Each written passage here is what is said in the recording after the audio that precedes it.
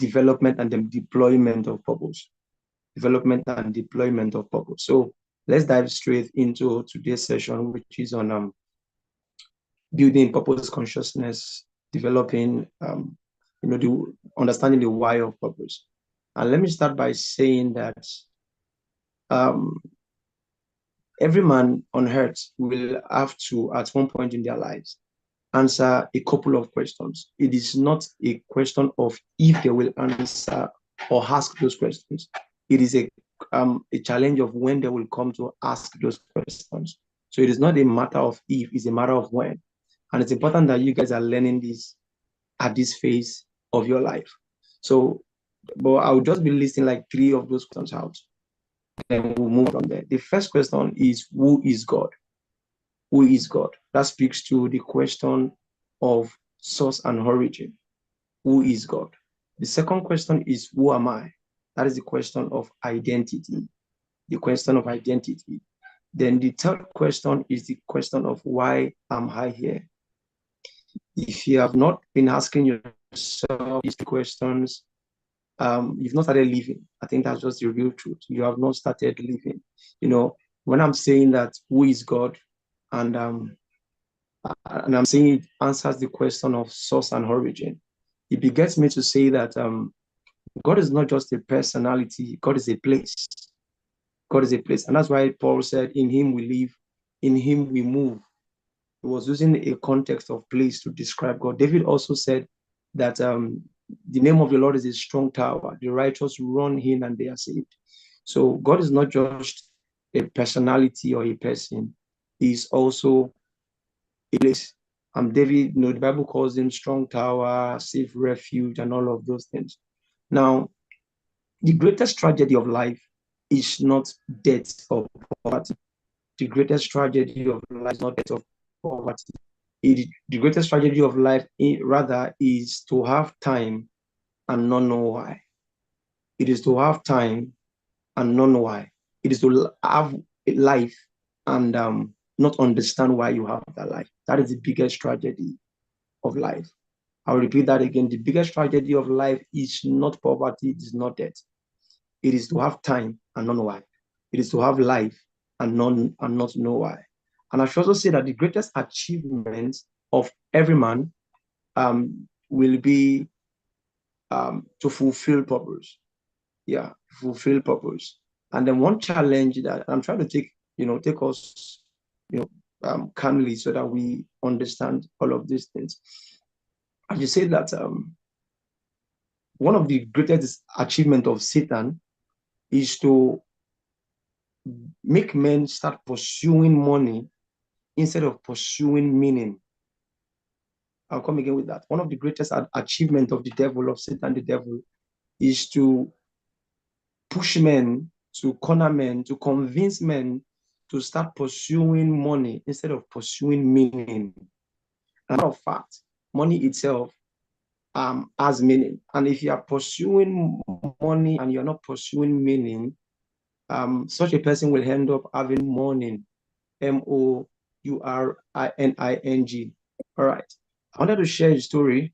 Then we'll move on from there. So there was this story of an old man, very rich, wealthy, popular, celebrity, all the engagements, has a nice family, has all the money and all of those things. So he was 70 something years, 76 or so. So a particular day, he went to the beach. He wanted to go and kill himself. It was about committing suicide and jumping into the beach. And then one young man, a young man saw him, a young man in his 20s saw him about to commit suicide, and quickly went to rescue him. And the man was like, the young boy was like, sir, I know you are a celebrity, you have everything people are willing to have.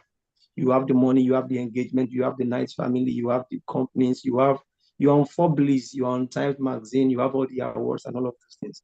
Why are you thinking of killing yourself? The man said, I want to kill myself because I know everybody, but I don't know me. I have met many persons, but I have not met me. I have achieved almost everything they wish to achieve, but there's still a void in my soul. There's still a void in my heart that is crying for expression. There's still an emptiness I still feel inside me. That emptiness is the emptiness that is a proof of the absence of the consciousness of your existence, of the consciousness of your reason for being alive. And like I said, today is just for us to develop that consciousness, and we move on from there.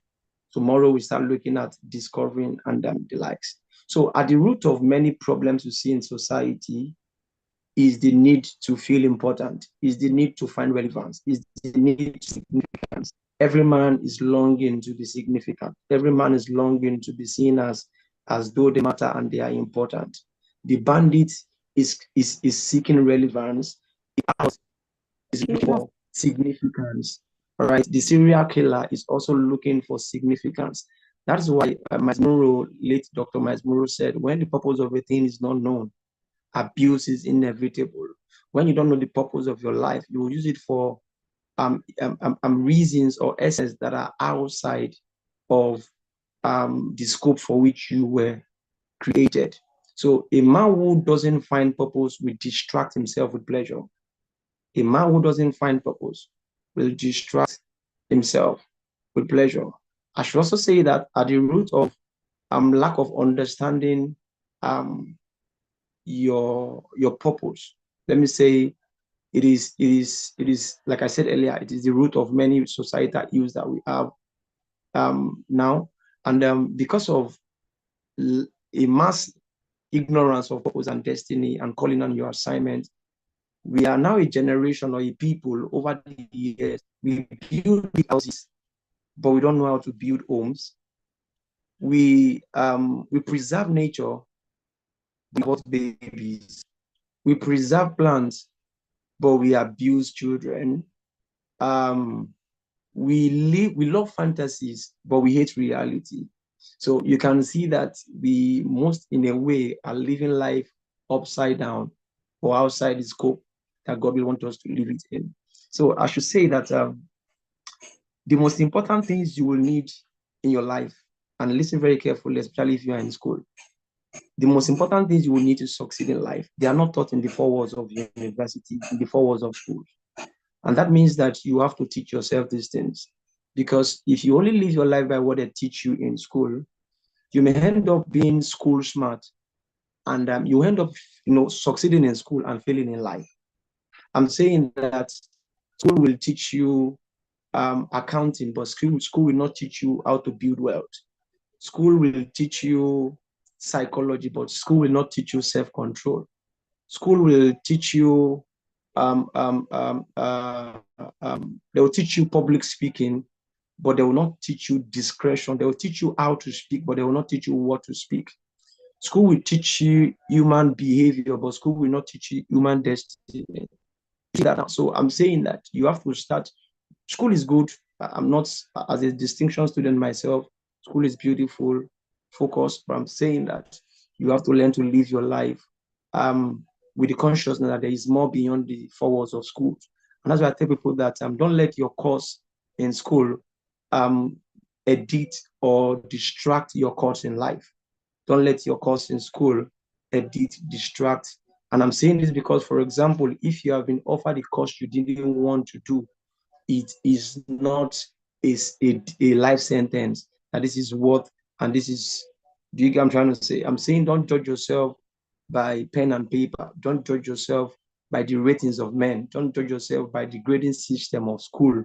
There is a plan that God has in store for your life. Before your teacher knew your grade, God had a purpose for your life. Before anybody had an opinion about you, God has an assignment for you. All right. So let me say this here, that God is a God of purpose. God is a God of purpose. There was nothing God made that was not with intention, that was not with a purpose. As a matter of fact, the first time we saw God in the Bible, he was a creative God. The first thing God did was to create. And what do I mean? If you check chapter 1, verse 1, the Bible said, in the beginning, God created, period. In the beginning, God created. So that's the first thing we saw about God. It wasn't even about the power of God. It was not the power of God we saw first. It was not the might of God we saw first. It was not the voice of God we heard first. The first thing we saw in scripture was the creative capacity and ability of God. And that behoves me to say that if there are creations or if there's creativity, then there is a creator. Behind every creation, behind every creativity is a creator. So I'm saying that no creator, no creation, no creator, no creativity, no producer, no product. Every product has a producer. Every product has a producer. Without Apple, there will be no iPhone, right? Without Microsoft, there will be no Windows. Without Toyota, there will be no Lexus. Without OpenAI, there will be no ChatGPT. Without Meta, there will be no Facebook, there will be no WhatsApp, there will be no Instagram. Now let's flip that. Let's go deeper on that a little bit. Without Mark Zuckerberg, there will be no Facebook. Without um, uh, um, Steve Jobs, there will be no Apple or iPhone. Without Jeff Bezos, there will be Amazon. So able to make things with purpose, with intention, with design, and with clear-cut essence, how much more the God who made men and gave men the brain to make things? So that leads me to say that you are not here by accident. You are not here because God just wanted to fill the number and just create another person, that is not a man or that is not a woman. You are not here because God just wanted to make up a number like, okay, how many are human beings on earth now? Okay, there are 72. Okay, and I want 73. Okay, let me just make one more person so that I can complete. God is not trying to make a statistic. You are here for such a time as this, for an essence. There's prophecy on your head. There's a calling on your life. God has a good intention for you. I'm saying that even if your parents did not plan for you, God has big plans for you. That's why he said, for I know the thought that I think towards you, for I know the plan that I think that I have towards you, plans of good and not of evil. So God doesn't just have plans, his plans for you are good. Is it making sense to you? So you're not a biological accident. You are a divine creation. You are a divine sent being. God has, the Bible said, it was telling, speaking about Jeremiah 1:5, that before I formed you, I knew you. Before you were conceived in your mother's womb, I ordained you and I sanctified you as a prophet to the nation. So if God has called Jeremiah to be a prophet to the nation, then you also need to find what God is calling you to be to the nations. And that is why we are here. So like I said, every product has a producer. Every good has a manufacturer. Every good has a manufacturer. And no producer produces anything until I was telling some teenagers something on Sunday, and I said that everything you see are produced in two times. Everything you see are produced twice. First in the mind and then in reality. So before God made anything, God thought about everything. Before God made anything, sorry.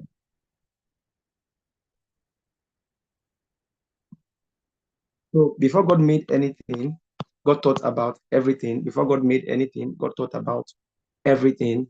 And that's what the Bible said that he knows the end from the beginning. That means before God starts anything, God finishes it first.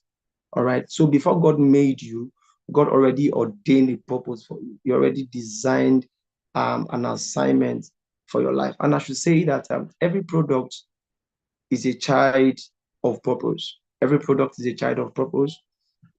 And every person is a child of destiny. All right. Every person, every product is a child of purpose, and every person is a child of destiny. And the word destiny is from the word destination. And there's no time to go into all of that. So I'm saying that everybody has a life why. Why am I here? There is a why for your existence. And that why for your existence is purpose. So what is purpose? Purpose is the original intent for the creation of a thing. Purpose is the original intent or intention for the creation. Purpose is the original intent for the creation of the thing. That made toothbrush to serve for the tooth of the teeth, all right, the dentition. The person that made the hair comb made it so that it can brush the hair. So now if I give you a comb, if I give somebody a comb and they are using it to brush their teeth, what will you say? Probably will say, maybe, can you still hear me? Okay. All right. So if somebody gives you a comb and they're using it to brush your teeth, you see somebody who is doing that, what will you say? You will say the person is probably insane or they are not in their right senses. Now, that is the exact way the realm of the spirit looks at many human beings who are living outside. Okay, thank you. Who are living outside. Can you still hear me, please? Can we hear me? Can we hear me? Hello? Okay, all right. Thank you. Thank you. So that is just the way the realm of the spirit looks at every man who is not living their purpose. They are seeing, just like, for example, you see a man that is trying to walk with their hands. Instead of walking with their feet, they are walking with their hands.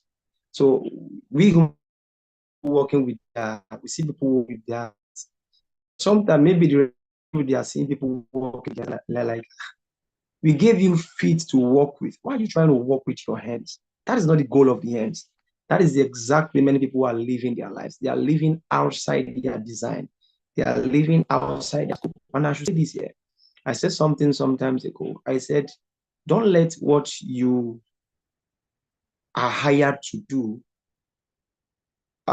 stop you from doing what you were wired to do. Don't let what you are hired to do, HIRED, stop you from hired to do. Don't let the chase for money keep you from the chase for meaning.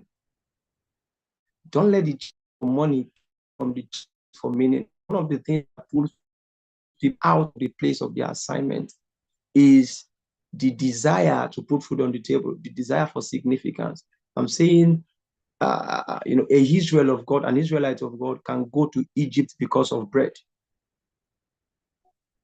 Is it making sense to us? Can go to Egypt because of bread. So purpose is a revelation of the thought and on the mind of a producer or a man.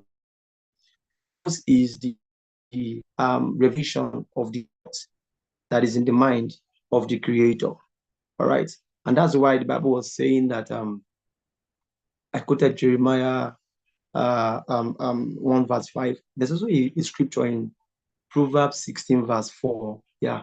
That was talking about the fact that even the Lord has made the wicked man for destruction. That God made the destruction. So you can see that there's everything that God made. And when you look at Genesis chapter 1 verse, you start from verse maybe 7 downwards, you start seeing that God started defining the purpose of everything he was making. He said he made the firmament to divide the water above the earth from the one beneath the earth. The Bible spoke about the plants that it should give rise to every herb yielding seed. Everything God made, God defined the purpose. The Bible spoke about the sun, that he made the sun to discern describe seasons and time. He made also the moon and all of those things. So everything God made that do not have life, they have purpose. How much more the human beings that God made in his image and likeness? And that is why when the first thing that even God even spoke to man, even though it seemed like a blessing, but I also feel it is a statement of purpose. When God was saying in Genesis chapter 1, verse 28, and God blessed them, and God said, be fruitful, multiply, replenish the earth, subdue, dominate, and all of these things. That is a statement of purpose. That is a statement of purpose. So God is saying that the ones that he has granted the dominion mandate upon the earth are human beings like you and I. Human beings like you and I. And I don't know, okay, maybe later we'll talk about the sphere of influence where we are looking at, we'll talk about the mountains of influence when we are looking at deployment and development of purpose. All right. So purpose is the revelation of the thoughts of a creator. I'm saying that every book has a writer, every invention has an inventor, everything that was made has a maker behind them. All right. Second thing is that purpose is the reason for creation. We've established that. The third thing is that um, the only measurement of your success, or let me say, the only measurement of the success of a product is the fulfillment of the purpose of its creation. I'm saying, I'll repeat that. The only measurement, the only metric to measure if a product succeeded is if it is able to fulfill the reason for its creation. I'm saying if I give you a power bank that has touch light with it, and it is the touch light is working, but the charging part of the power bank is bad or is faulty, you cannot say that is a power bank. It has failed in its purpose. The essence is for it to be able to charge devices. But as long as it cannot do that, even though it can do 1,000 other things, it has failed. So in the same way, I'm saying that the way human beings, the way we define success, may not be the same way God defines success. We judge people as being successful just because they have money. We judge people as being successful just because they are popular. But somebody can, God can wire somebody to just live, at the background, maybe to be an intercessor, maybe to be faceless, to be nameless, to be unknown. And because they're not popular, you think they are failing. But God's design for them was never to be on billboard, was never for them to organize conferences. Imagine Anna, imagine Mary. How many women conference did Mary organize? How many women empowerment program did Hannah organize? Do you get what I'm trying to say? How many branches of church did Daniel kickstart? Do you get what I'm trying to say now? So this now means that there is no room for competition. There's no need for competition. There's no comparison. Life is per head per head. Life is per destiny per destiny. God is not wiring you to be like somebody else. You are not the second-rated version of somebody else. You are the only version of yourself. You are the only original of yourself. So your life is not worthy being compared to somebody else. So I'm saying some persons will meet with God. They would have been, they probably will be accomplished accountants, and they'll meet with God, open to hear well done. And God will say, I'm sorry, I never meant to be an accountant. I made you to be a missionary. There are 973 souls that you were meant to save all through your life. You didn't save any of them because you were locked up behind the desk, and you left the field empty. That's going to be a tragedy. Do you get what I'm trying to say? So the only measurement of the success of a product is the fulfillment of the essence for its production. So I'm saying don't call a fish a failure just because the fish doesn't know how to fly. Don't call a fish a failure just because the fish doesn't know how to fly. Don't call a horse a failure just because a horse doesn't know how to climb a tree. Don't be too quick to judge people as failures because of your own metric. You're not God. You don't know the full gist. You don't know the full story.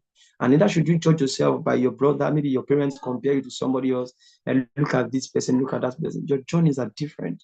Your destinies are not the same. Is it making sense to you? Now, the fourth thing I want to say is that purpose necessitates design. Purpose defines design. Purpose necessitates design. I'm saying that because of the need for the fan to give ventilation, the purpose of the fan is ventilation. Because of that purpose, it's now that purpose will now have to curate or define how the fan will be designed. That is, the fan will not, because the goal is for ventilation, the fan must be as possible. The blade of the fan must be as light as possible. It cannot be the blade of the fan with magnets, because that will defeat the intention of the fan. Is it making sense to us? That will defeat the intention of the fan. So purpose necessitates design. Purpose curate or determines the design of a thing. Because the bird, the eagle is meant to fly in the sky. God gave it wings. Because the horse is meant to run on the earth. God gave it strong feet. God did not give the fish strong feet and big muscles. Because the fish doesn't need speed. The fish only needs swimming. Is it making sense to us? So I'm saying that your makeup, the shape of your eyes, the shape of your head, the shape of your whatever thing, your size, your height, all of those things were carefully curated and made by God for the assignment that He has assigned for you. I'm saying that everything God made in you and everything God made for you and on you were strictly and perfectly made and designed for purpose, designed for your assignment. So God did not make a mistake with your eyeball. People may say your eyeballs are big. God did not make a mistake. People may say your temperament, that you talk a lot. God did not make a mistake with that. People may say you keep quiet a lot. But even though they think you keep quiet a lot, they forget that you also observe a lot. And there's something God wants to do with your observation capacity that He may not necessarily achieve with you being a talkative. Do you can find this now? So I'm saying that, for example, you even your children, you start telling them you talk a lot, you do this, I don't know, not to judge them based on who you think they are meant to be. Judge them only based on who God has revealed that they are meant to be. Is it making sense to us? So when you look at the airplane, for example, the people that made the airplane, they made the airplane so much that the body is so streamlined. And I want to say something that um, you know, um, nature is the definition of creativity. I'm saying that everything that men made were already made by God in a form. Everything that men made were made by God in a form. What do I mean? Before the cars were made, men were looking at the way horses were running. And they were like, okay, can't we design something that may not necessarily be animate, that can run as these horses are running, or like the cheetah is running? Men saw the way fishes are shaped, and I thought about the submarine and canoe. Men thought about the way birds fly in the sky, and they thought about the airplane. And that's why you see that the airplane looks like a bird. So I'm saying that everything that men made were actually God made in a form. They were actually, as a matter of fact, should I go here? Um, Everything that you see that mankind designed, let me say it like this. The internet, for example, was not invented when it was invented. I don't know why I'm going in this way. The internet, when it was made, the internet has been since creation. It is just man that are trying to catch up with time. I'm saying that in the realm of the spirit, in the realm of God, there is no past, there's no present, there's no future in the realm of God. There's only now in the realm of God. So when God made the earth, God made the internet too. When God made the earth, God made the airplanes, God made everything that mankind will need all through times. So it is when a man, a man's soul or a man's mind is fertile enough to consider possibility and to download it from the realm, on the unseen realm, that mankind will now bet those things as innovations on the earth. So we celebrate those innovations. They are actually downloads of what God actually uploaded on the earth, waiting for a man that will be sensitive, that will be intentional, and that will press in those dimensions. I don't know if we are getting what I'm trying to say. And that will press into those dimensions. So that is the way God works. So I'm saying that every book that is being written, every good book that is being written, the way God works is God pours ideas on the earth. God throws ideas are like waves, and that's why if you don't grab them early, they fly away. And that's why sometimes you may see that there's not a possibility where God told you, maybe your name is Adewale Adebambi. God told you to write a book, all right? And he gave you the idea in 2020 to write this book during lockdown, and you didn't write it for whatever reason. And maybe 2 years after, in 2023, I saw a book that was the exact title God gave you, as in the exact title. Maybe even gave you the way the front cover is meant to be. I'm saying that you saw that the book is the exact title, exact subtitle, exact front cover, and all of those things. And even the person's name is, maybe your name is Adejoke Adebambi. Maybe the person's name is Adebayo Adebambi. As in, what semblance, what manner of semblance is this? I don't know if you've been in that place where God is telling you to do something, and you are seeing somebody else doing the same thing, or maybe God is telling you to organize a program at a particular season, and you are seeing that the same program is being organized by many other people almost in the same season. There's something God is doing in that season that is necessitating the establishment of that program, of that idea, of that thing. Maybe God is telling you just organize a program for singles to just pray for their future marriage. And you start seeing other establishment or other initiative doing the same thing at the same season. That's because everybody who is organizing at that point in time, they were sensitive to the frequency of idea that God was showing on the earth at that point in time. And they were able to catch it and run with it. So I'm saying God can be doing one thing with many people in a particular season. Is it making sense to us? So the next thing I want to say is that, so let me say this. So there is something God is doing on the earth part time that necessitates your engagement, your involvement. There is something God is doing in a particular season. There was something God was doing in the time of David that God was not doing in the time of Solomon. God was doing warfare in the time of David. God was doing wisdom in the time of Solomon. And that is why David was fighting. Solomon had no need for fight.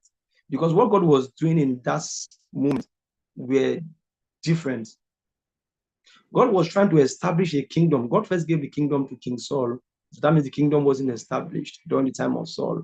And Saul failed. So it was not like God was trying to reestablish a kingdom, a dynasty through David that was going to be continued through Solomon. So David's time, because of the establishment of the kingdom and their enemies that were around them, David's time was going to be about warfare and worship. Warfare and worship. But Solomon's time, because David has, done all of the whole, what's it called now? The battle, all right? David has done all of the whole battle. So there was no need for, what's the name now? Solomon to, so there was no need for Solomon to be fighting too, because the work of God in that season was different entirely. So it's not the same work.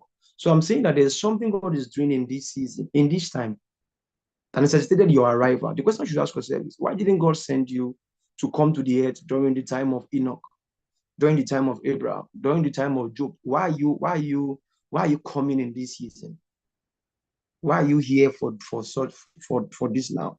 And that reminds me of the scripture in the book of Esther. The Bible said that for who knows whether you are here for such a time as this. And that is the consciousness you must carry, that you are on earth for such a time as this. So there's something God is doing on earth in this moment that necessitated your arrival. And the way I like to describe it is that God is fixing one big puzzle. He's fixing one very big puzzle. And the puzzle, we are about 8 point something billion people on the earth. And the puzzle at this current moment has about 8 point something billion pieces. 8 point something billion pieces. Okay, are the highlights I'm teaching from? Well, most of the things I'm saying are from my head. And a few of those things are in my notes. So maybe we'll get them ready later. All right. Most of the things I'm saying are from my head. But since they are being recorded, and you can always get access to them. All right. So let's move forward. So God is trying to build a one big puzzle, and that puzzle has 8 points. Thank you, man. 8 point something billion pieces, and that means that you are one of the pieces of the puzzle that God is fixing. And just try to imagine that you are trying to fix a puzzle, and one of the pieces is missing. Do you think the puzzle is going to come out right? It won't come out right.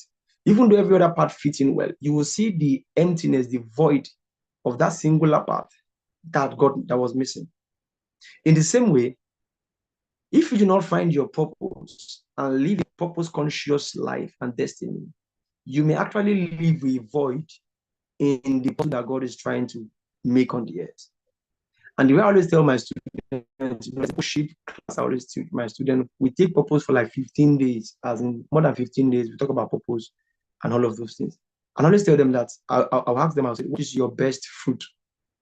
Some persons will say orange, some will say banana, some will say all of those things. They mention all of their best fruit. And I'll now say to you that your best fruit, let me say like this. Okay, so what does a world without your best fruit, what does it look like?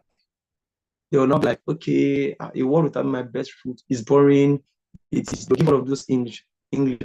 So I'll now say the way that's that exact grammar you've just used to describe a world without your best fruit is what describes a world without the gift, the potential, the purpose expressions that God has put inside you. Do we get it? The way the world will be like if there is no apple, if there is none of those things, is the exact way the world will feel, or the world is like when you don't fulfill, or you don't, because the assignment God is giving to you, the solution on your inside is meant to answer to the problem that other people are having. The assignment on your head, the prophecy on your head is meant to be a liberation tool to the problems some people are having. So purpose is, let me say it like this, your potential, your purpose, your assignment was given to you, but not for you. It was given to you, but for you. There's no tree that bears fruit for itself. There's no river that stores water for itself. So it's not even, so I'm saying you're not even the reigning guy, you're not even the star of the show, you're not even the one on the spotlight. It's not even about you. It was never about you to start with. It's making sense. If God starts elevating you and you are getting, all of those things, always remember that it's not about you. You're not the guy. You are just like the Jesus's walk, or Jesus's journey into Jerusalem on the donkey. The tragedy will be that the donkey starts thinking that the whole fanfare and celebration is for it, or for her. And the donkey starts thinking, oh, people are shouting that they are celebrating, they are doing all of those things for her. That would be a very, very big delusion. All right. So there's something God is doing that necessitates your arrival. And so imagine a world, I'll start rounding up because of time. Imagine a world without an Abraham.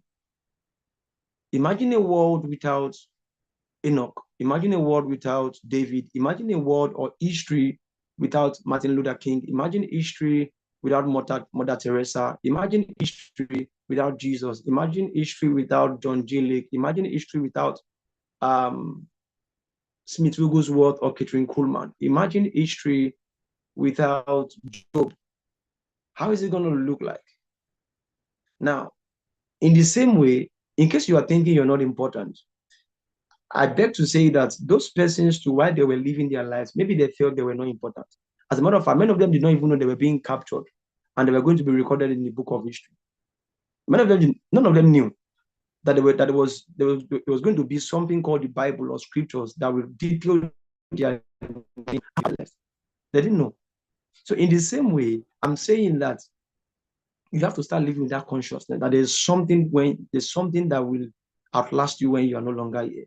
There's something that you must live when you are no longer here. That when you live here, your story will be told, whether for good or for bad. So it will be told. We hear about Abacha and maybe Hitler. Maybe Hitler didn't know that it was going to end like this. Maybe if he had known that it was going to be like this, that the legacy was going to leave, the impression and the memory was going to leave behind will be an eternal, maybe he would live better. So I'm saying that you may not be conscious that you are being recorded, but start living your life with this consciousness that the life is one big room with a big CCTV camera or a recorder above your head. The life is one room, one big place with cameras everywhere looking at you and recording your daily living and your daily experience and your daily expressions. So when you leave this earth, people coming after you, they will read about what you wrote. We hear about David, we hear about Paul, we hear about Peter, and all of these people because they lived a life, and their lives was intentional. All right. So let me end by just saying, what is the purpose of purpose? What is the purpose of purpose? Why should you find your why? Why should you be purpose conscious? The first reason why you should be purpose conscious is that it brings you into that place where you can bring pleasure to God. All right. The Bible said in the book of Revelation, chapter, is it 4, verse 11 or 9 now, that he has made all things for his pleasure. He has made all things for his pleasure. So living a life of purpose, a life of destiny, and a life of intentionality helps you to bring pleasure to God. Helps you to bring pleasure to God. That is the first thing. The second thing is that it helps you to be a co-builder, a co-laborer with God. Let me say the height of co-laboring is purpose fulfillment. Is your ability to be able to steward your gifts, steward your potential, steward your abilities in the way God demanded them to be steward. Bible spoke that the kingdom of heaven is likened unto a man, a master that was going on a far country, on a far journey, and he gave gift unto his servant. He gave gift unto his servant. He gave gift unto his steward. And the Bible says it is necessary and is good in stewardship that a man should be found faithful. So what will you do with the gift that God has given to you? What will you do with the capacities God has given to you? What will you do with the potentials, the skills, and the relationship that God has given to you? So that is the place of stewardship. That is the height of stewardship and partnership. God is a businessman. God is a businessman, and then he's always looking for profits. The Bible said, "In this is my Father glorified, that ye bear much fruit." God is looking for fruit like the husbandman that he is. So life is like one big garden, and God is the husbandman.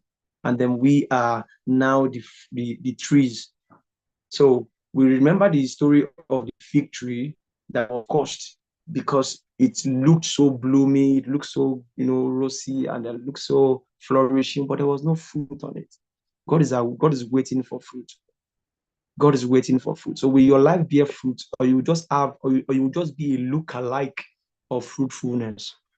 Will your life bear fruit, or you just be a look-alike of fruitfulness? May that not be your portion. The third thing is that you'll be a solution to problems. You'll be a solution to problems. You'll be a solution to problems.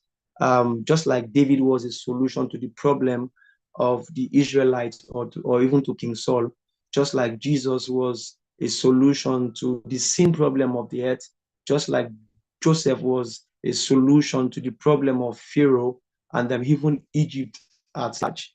In the same way, you'll be a solution to problem. And that is the beauty of life. That is the beauty of life. So I'm saying that there are problems that God foresaw on the earth that made him. I'm saying that if God is the example, there will be a problem on the earth, a particular kind of problem on the earth in 2026, in 2046. All right, there will be a problem in 2046. 20 years, 20 years ago.